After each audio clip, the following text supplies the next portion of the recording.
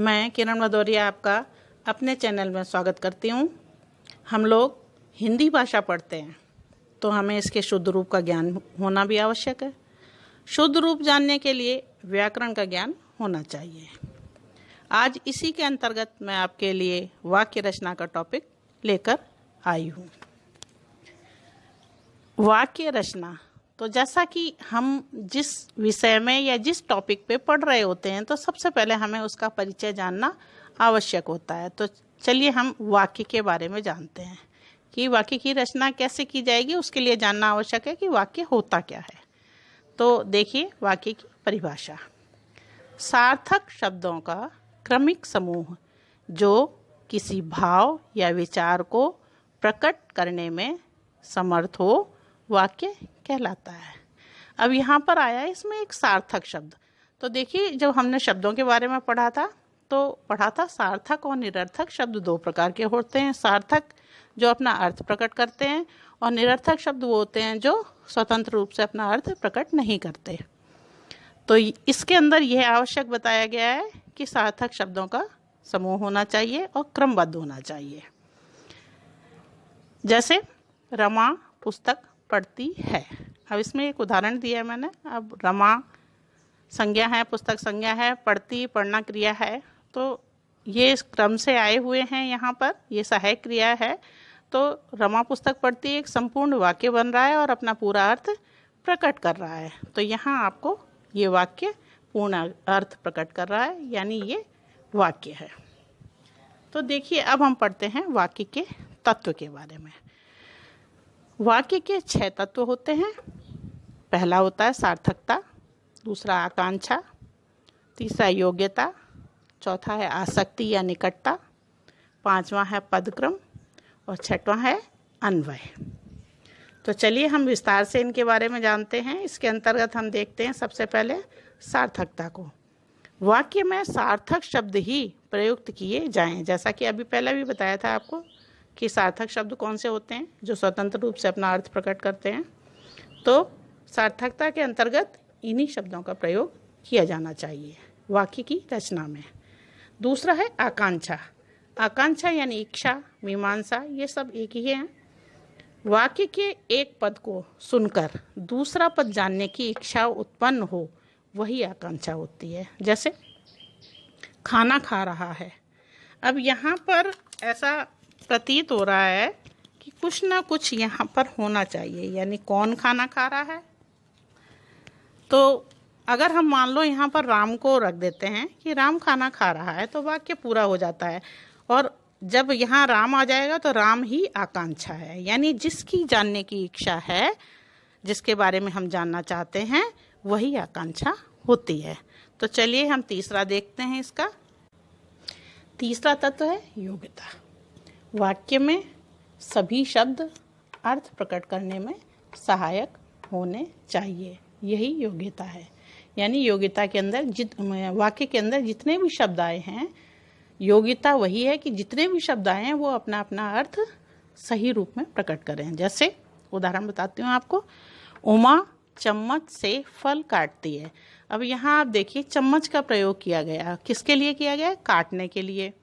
तो जबकि प्रयोग यहाँ पर चाकू का होना चाहिए, तो सही शब्द का प्रयोग नहीं है। तो यहाँ हमें क्या करना होगा कि उमा चाकू से फल काटती है।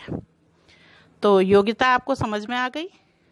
अगला तत्व है हमारा 4 नंबर पे आसक्ति या निकटता। पहले पद के उच्चारण के तुरंत बाद दूसरे पद का उच्चारण होना चाहिए। जैसे आपको बताती हूँ मैं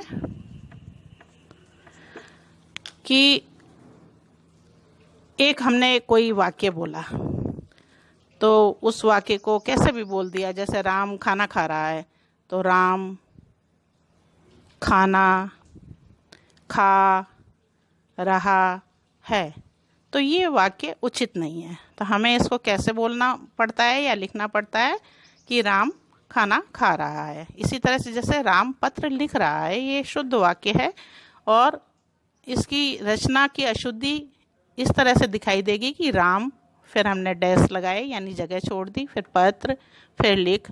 तो हमें ऐसे नहीं करना, हमें इस तरह से लिखना है।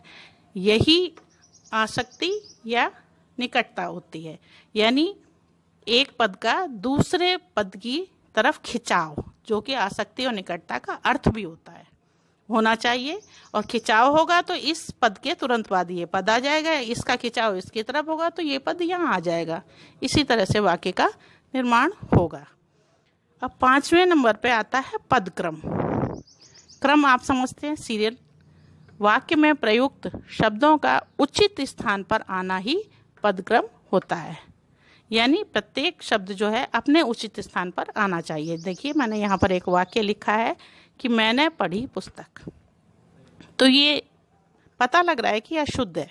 अगर हम इसको लिखेंगे या पढ़ेंगे तो कैसे, कि मैंने पुस्तक पढ़ी। अब हमने सिर्फ यहाँ पर पद का जो क्रम है वो चेंज किया है, बदला है, तो वाक्य जो है वो यहाँ पर शुद्ध हो गया है।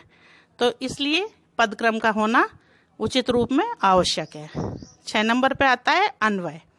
वाक्य में पदों का लिंग, वचन, कारक, पुरुष और काल के अनुसार सामंजस्य होना चाहिए, कि आपसी जो तालमेल होता है वो होना चाहिए, वही अन्वय होता है। जैसे सीता खाना खाता है। अब यहाँ पर सीता स्त्रीलिंग है, लिंग के अनुसार देखते हैं हम इसको। सीता स्त्रीलिंग है तो खाता का प्रयोग ना होगा, खाती का प्रयोग होगा। इसी तरह से वचन और कारक में भी वाक्य आप अपने आप भी देख सकते हैं। ये टॉपिक आप पहले पढ़ चुके हैं। अब ये अन्वय था, अन्वय आपको समझ में आ गया होगा। तो अब 3 नंबर पे आता है वाक्य के अंग। अंग और अव्यय एक ही चीज होती है, कारक भी कहते हैं इनको। वाक्य के 2 अंग होते हैं। पहला अंग होता है उद्देश्य और दूसरा अंग होता है विधेय। उद्देश्य, उद्देश्य के बारे में जानते हैं। वाक्य में जिसके विषय में कुछ कहा जाता है वह उद्देश्य होता है, यानी कर्ता जो होता है वो उद्देश्य होता है। राम पढ़ता है, इसके अंदर उद्देश्य क्या है, राम है। अब आ जाते हैं विधेय में। विधेय उद्देश्य के विषय में जो कुछ कहा जाता है वह विधेय होता है। जैसे राम पढ़ता है, तो राम तो इसमें उद्देश्य था और पढ़ता है विधेय है। तो ये आपका टॉपिक जो है यहाँ पर कंप्लीट हो जाता है। और आगे की व्याकरण के लिए आप मेरा अगला वीडियो देखिए, जो शीघ्र ही आपको उपलब्ध करवा दिया जाएगा इसी चैनल पर। मिलते हैं, नमस्कार।